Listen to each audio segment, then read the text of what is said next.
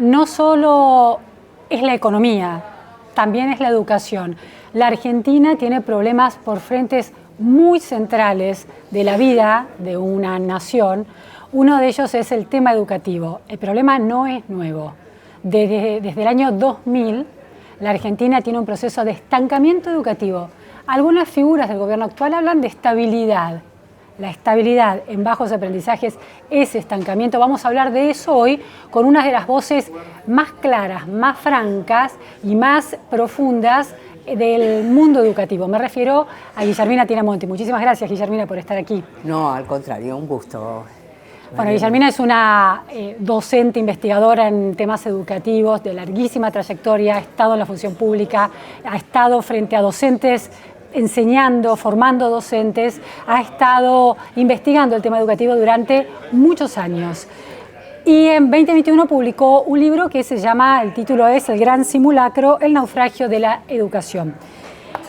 Guillermina, hay una percepción de que la Argentina en este año 2023 y en este proceso electoral enfrenta una especie de encrucijada, casi la última encrucijada, un libro de Jorge Liotti, ¿no? Sí. Habla de eso, ¿no? Después del reseteo de la democracia en el 83, después del reseteo de la Argentina en la crisis de 2001, este parece ser un reseteo que acumula demasiadas crisis y la oportunidad final. Si mirás el tema educativo, ¿cuáles son los puntos críticos que encontrás ahí que se han acumulado y todavía no se resuelven? Bueno, yo creo que la Argentina no resolvió el tema educativo desde los inicios de la democracia y que eso se fue profundizando a lo largo de estos 40 años. En el 90 se hizo un esfuerzo por el cambio, uno podía estar de acuerdo o no, pero hubo un cambio educativo que después se cerró con la crisis del 2001. Y de ahí en más, la Argentina la educación ha ido decayendo, porque creo que ahí en ese momento confluyen muchos temas. Uno es que aparece una Argentina que no conocíamos, ¿no? Con una proporción grande de pobres, de marginalidad. Y ahí tomamos la decisión, que aunque nunca son decisiones únicas, sí, pero sí se van construyendo decisiones en favor de tener todos los chicos adentro sin hacer ningún cambio que permita mantener la calidad. Junto con ese propósito de tenerlos todos adentro, lo que se hizo es ir virando las escuelas hacia una función más bien asistencialista y de control, y yo diría control y a la vez contención de las nuevas generaciones. No mejoramos el tema de la formación docente, ni cambiamos la orientación a docentes con muy bajo salario. Y a su vez se fue profundizando la distancia entre las escuelas privadas y aquellos que podían mandar chicos a las escuelas privadas y el grueso de la población que manda a sus chicos a la escuela pública. El caso es que con el tiempo vemos que la calidad ha bajado mucho para algunos sectores de la población, al punto de que los chicos no reciben los instrumentos básicos de la cultura letrada. Sí, leer, escribir, matemática, un mínimo de cuentas, claro. Y no hablemos de nuevos saberes y conocimientos que este siglo XXI exige para poder dialogar en nuestras sociedades, en nuestro mundo económico, etcétera, que son los conocimientos computacionales, sí. El conocimiento complejo. Entonces estamos hoy en una situación en que tenemos que repensar la educación. Ahora tenemos la experiencia de que no podemos hacer un plan de educación y salir mañana a cambiar todo, tirar todo por la ventana y empezar de nuevo. Quiero detenerme bien y hacerte esta pregunta. En este panorama de superposición de capas críticas que señalás en los 40 años de democracia. Por un lado está el problema de la pobreza, ¿no? Sí. Por el otro lado está la educación como un derecho extendido y la inclusión de esa pobreza dentro de las aulas. El problema es la pobreza cuando el sistema educativo, la formación docente, las políticas educativas no son apropiadas para transformar la pobreza en problemas pedagógicos y transformarlos desde la pedagogía. Bueno, efectivamente, algo de eso hay. Y como siempre en la Argentina, viste, hay dos polos en esa discusión. Sí. La pobreza no justifica que los chicos no aprendan. Todos los chicos pueden aprender. Sin embargo, todos los chicos van con un capital cultural diferente a la escuela. Y por otro lado, cuando la pobreza está atravesada por la violencia, con chicos marginales que viven en espacios de violencia, digamos. Sí, o de hacinamiento. O de hacinamiento. Claro. La posibilidad de los chicos de hacer un paréntesis en su vida para poder aprender es menor. Claro. Entonces, hay sí instrumentos pedagógicos para avanzar aún en esas situaciones, pero requieren, por un lado, ciertas sofisticaciones metodológicas, yo diría más que sofisticaciones, cierta heterogeneidad en los instrumentos metodológicos que tenés. Variación. Variación, para atender esa heterogénea situación de los chicos. Claro. Entonces, no usemos la pobreza como pretexto para que no aprendan, pero tampoco es cierto que la situación de aprendizaje es la misma de todos los chicos. La escuela no lo puede hacer todo, pero puede hacer algo, y para los más vulnerables el Estado debería también compensar esas posiciones de pobreza con planes alimentarios, planes de atención familiar, por ejemplo. Efectivamente, pero que no sea la escuela la que se ocupe de eso. Importante. Porque lo que hemos hecho es transformar la escuela en el único polo de Estado que hay en ciertas, en ciertos espacios geográficos, ¿no?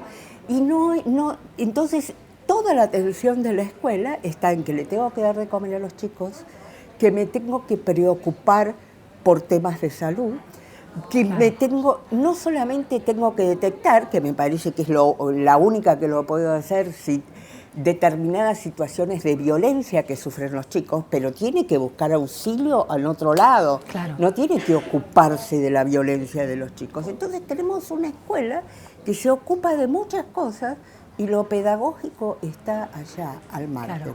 Cuando lo primero que tiene que... La escuela está para eso. Sí. Habías hablado de que no se trata de un plan general que transforme de un día para el otro la educación, sino que se trata de otra cosa. ¿De qué? Bueno, si bien no se trata de un plan general de transformación y cambio total, sí me parece que hay que tener un norte, un objetivo, una idea de hacia dónde vamos en materia educativa. Y entonces ir viendo qué cosas de las que están funcionando mal hoy podemos ir arreglando.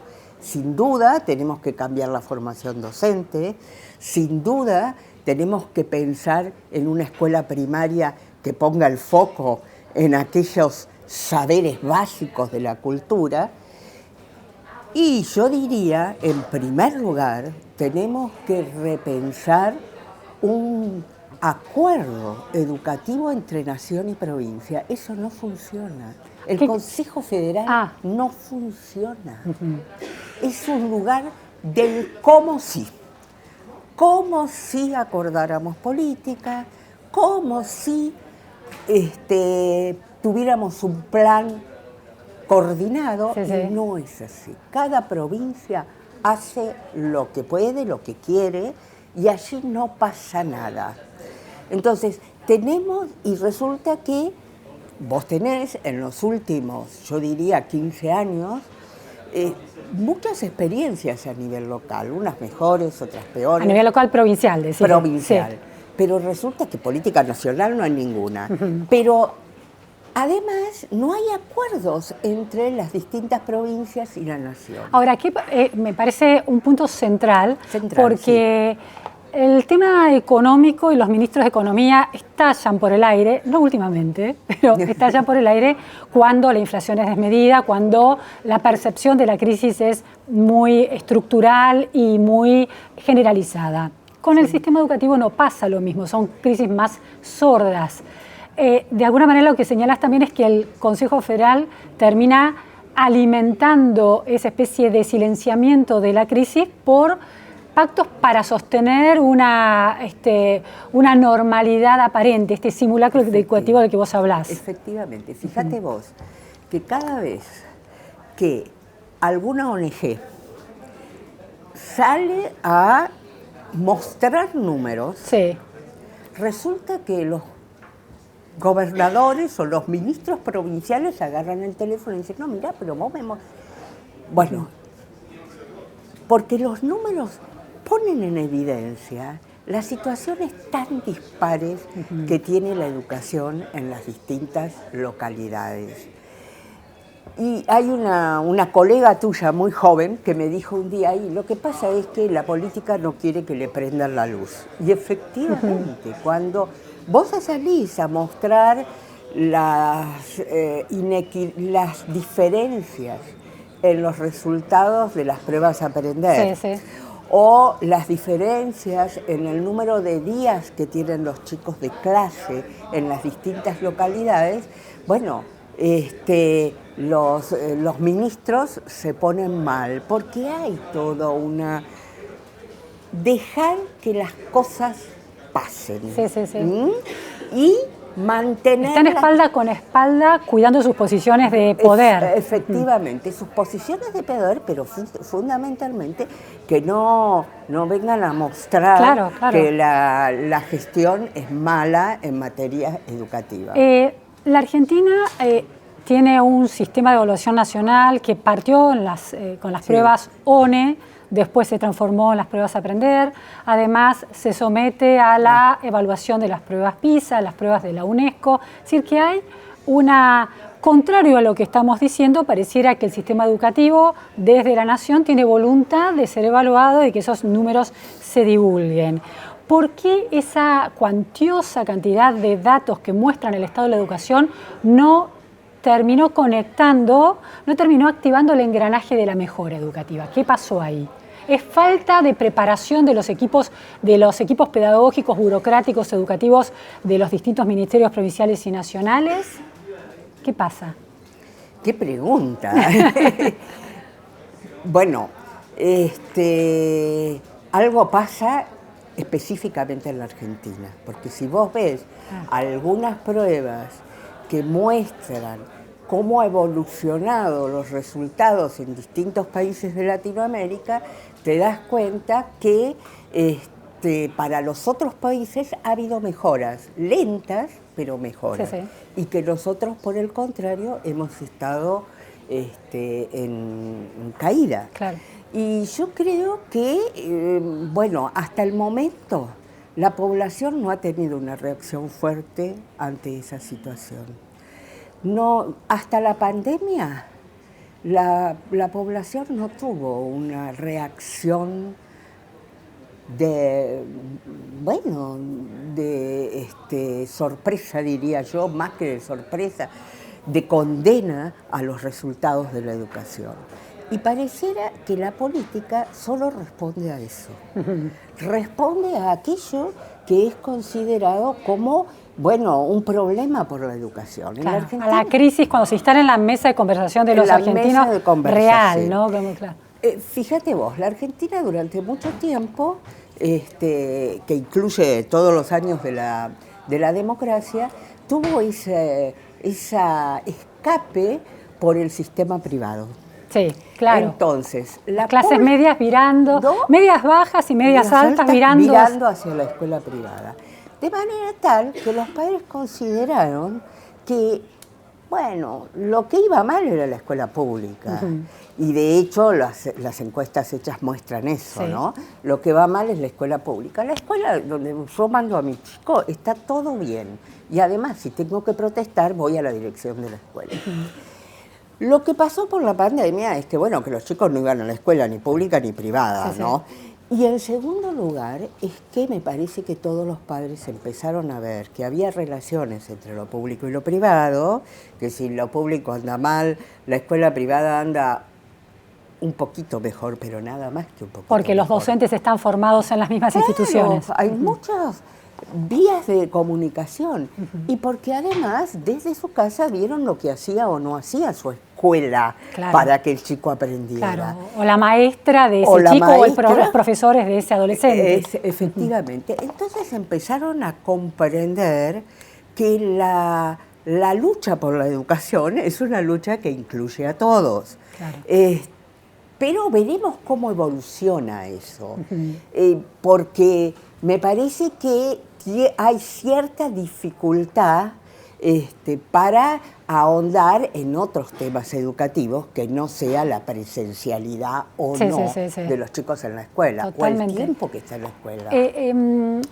Guillermina, señalaste hace unos minutos, al principio de la entrevista, que en este pasaje de la pública a la privada, muchos optaban por la privada porque era algo mejor, y lo está señalando ahora. Ahora, también hay una discusión acerca de la calidad estadística en la Argentina y de si ese efecto de mejora de la educación o de mejor provisión educativa desde el sector privado, desde las escuelas privadas, tiene que ver con el efecto de los pares, o sea, de chicos que vienen de cunas más consolidadas en términos económicos. Entonces, esos chicos influyen en la dinámica de aprendizaje que se produce ahí y no tanto en la calidad de la educación que la escuela está ofreciendo. Bueno, primero eso es así. Nosotros estamos viviendo desde el inicio de la democracia, pero tal vez muy fuertemente desde los años 2000, en una sociedad que se fragmentó. Claro. Entonces cada uno vive con sus pares socioculturales. Van al mismo club, ven las mismas películas, las mismas series, y mandan sus chicos a una escuela donde lo que se valora fundamentalmente es eso, la cercanía sociocultural.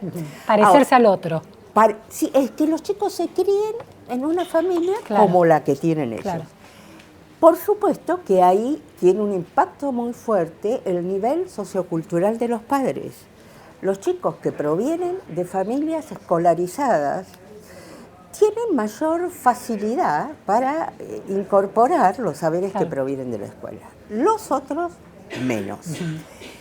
Pero, sin embargo, entonces se ha dicho, se ha argumentado muchas veces, bueno, las escuelas privadas no es que sean mejores, es que juntan los chicos del sector sociocultural más alto y tienen mejores resultados. Lo que pasa es que ha habido algunas evaluaciones que controlan la variable socioeconómica y resulta que los chicos de las escuelas privadas tienen mejores resultados que los chicos de las escuelas públicas, aún perteneciendo al mismo sector socioeconómico. Claro. Pero no tanto, es decir, sin controlar ese efecto socioeconómico parece que la diferencia es abismal. Cuando se controla, la diferencia persiste, pero no es tan abismal como uno sospechaba. Porque, por supuesto... O sea, las escuelas privadas no son cientos de veces mejor que las escuelas públicas. Incluso te voy a decir, en las pruebas PISA, lo que vos ves es que los chicos de los sectores medios altos de la Argentina tienen resultados semejantes a los chicos de los sectores medios bajos de los países del centro, por decirlo de alguna manera. Entonces tampoco es que allí en esas escuelas la calidad es tan importante, pero sí la elección, por eso la falacia de la idea de un chico que puede ir a la escuela que quiera. Esta idea que se instaló en la campaña electoral a partir del voucher educativo que propone los libertarios. La sociedad está fragmentada y las fronteras entre un fragmento y otro en educación son difíciles de penetrar. Por más que tengas un voucher que te habilite a ir a otra escuela. Por más que tengas un voucher, porque esos grupos tienen una homogeneidad cultural que impide que vengan chicos de otro lado. Hay sistemas de exclusión silenciosos pero efectivos. Silenciosa, no formal, pero finalmente los chicos de otro sector se empiezan a ir, se tienen que ir. Guillermina, hoy es día de elecciones en la Argentina, estamos pensando el futuro. Hubo una campaña de Argentinos por la Educación para instalar el tema de la alfabetización en la escuela primaria, llegado a tercer grado, como un compromiso central que la política debía abrazar. Los principales candidatos se alinearon detrás de ese compromiso. ¿Cuáles serían, por supuesto, leer y escribir, llegado a tercer grado sería lo completamente deseable, cuáles serían otros objetivos centrales, muy puntuales, de la escuela primaria o de la secundaria que no están tan instalados, pero que serían clave? Bueno, yo creo que además de la lectura, la escritura, las matemáticas, los chicos algunos especialistas lo dicen desde el nivel inicial, tienen que tener conocimiento de lo computacional, de lo digital. Y considerando que los chicos que empiezan ese nivel son chicos absolutamente nacidos y crecidos en lo digital, es importante que aprovechemos esa cercanía con lo digital para que el chico empiece no a consumir solo lo digital, sino para enriquecerse con eso. Interesante, que comprenda eso. Que comprenda y que sepa por lo menos cómo consumirlo inteligentemente, ¿no? Y después uno debería pensar para los otros cursos que no solamente lo consuman inteligentemente, sino sepan producir desde lo digital. Esto lo digo, no termino de entenderlo, te voy a decir porque yo estoy... Bueno. Y en la escuela secundaria es clave el vínculo con el mundo del trabajo. Sí, es eso que sigue pendiente, ¿no? Porque las escuelas técnicas claramente están muy orientadas a eso, pero en las escuelas en general, los bachilleratos, eso queda muy lejos. Bueno, por lo menos, primero lo tenemos que aceptar, digamos, porque el mundo educativo ha pensado siempre lo laboral como un tema que no tiene que ver con eso, excepto que mandes al chico a la escuela técnica, si no, la escuela está para otra cosa. Como una especie de superioridad cognitiva, intelectual e ideológica, ¿no? Esa resistencia al mundo del trabajo, al capitalismo, ¿no? Efectivamente. Que hay en muchos campos de la educación. Muchísimo. Bueno, no solamente acercarse al mundo del trabajo, sino que la escuela media es muy obsoleta en la Argentina. Debemos tener una escuela mucho más flexible, debemos romper con los límites de la disciplina y empezar a trabajar con proyectos que incorporen saberes de distintas disciplinas. Y esto es un trabajo para hacer de a poco. Hay que generar condiciones para que eso pueda hacerse. Porque hay que tener docentes con otra cabeza también, ¿no? Bueno, por eso, cambiar la formación docente y la capacitación y también cambiar la lógica de funcionamiento de la escuela. Las escuelas tienen que tener mayor capacidad de trabajar en común, tanto los chicos como los docentes, para eso hay que tener un tiempo. Claro, docentes fijos en las escuelas, en las secundarias, ¿no? Un espacio de lo institucional que no existe en la Argentina, las escuelas secundarias son un juntadero de chicos y docentes, pero no hay plan común. No hay una comunidad, ¿no? No es una comunidad, eso se ha ido perdiendo. Y creo que las escuelas podríamos empezar a pensar en experiencias de ese tipo en todas las escuelas, que podemos empezar con generar un espacio donde eso sea así, para avanzar en la multiplicación de esos espacios, ver los resultados y ver cómo podemos ir avanzando en la capacitación y también en la realización. Hay allí una cosa que se ha visto, algo que se ha visto en estos años de cambio en las provincias, que es que la distancia entre el ministerio y la escuela, aunque sea el ministerio provincial, y la escuela es insalvable. Lo que vos pensás en el ministerio no pasa necesariamente en la escuela.